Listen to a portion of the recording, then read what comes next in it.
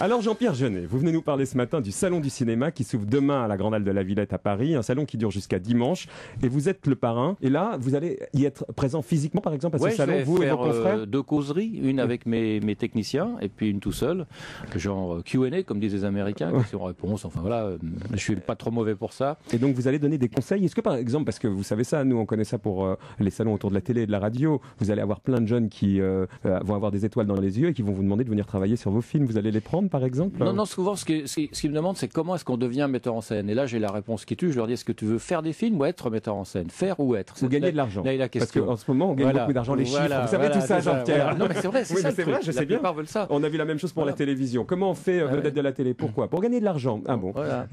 Coucher avec les filles, monter le tapis rouge à Cannes, etc. Donc quand on leur pose cette question, être ou faire, ils se posent la bonne question. Et s'ils me disent non, je veux faire des films, je dis tu prends un caméscope, un ordinateur et tu fais des films, tu nous emmerdes pas. Il y a bien quelqu'un qui vous a mis le pied à l'étrier? Non, c'est des petits courts-métrages d'animation faits en bricolant, qui ont été dans les festivals, qui se sont fait remarquer, qui ont gagné des prix, un César, etc.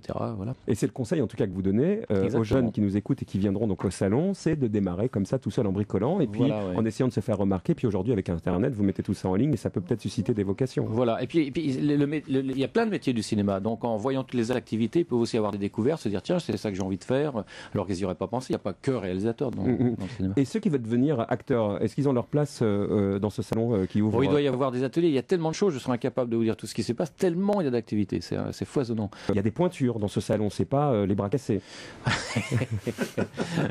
Il n'y a que des pointures. Bah oui, il y a que des pointures, dont vous. Est-ce que vous vous sentez un peu, d'une certaine manière, comme ça, pas redevable, mais envie de transmettre, parce que ça s'est bien passé pour vous, et la transmission, c'est important quand on arrive à un moment donné, à un moment de sa carrière, on a juste envie de regarder vers ceux qui arrivent. Voilà, d'autant plus que je n'ai pas la militante, je fais partie d'aucune organisation, genre syndicat, etc.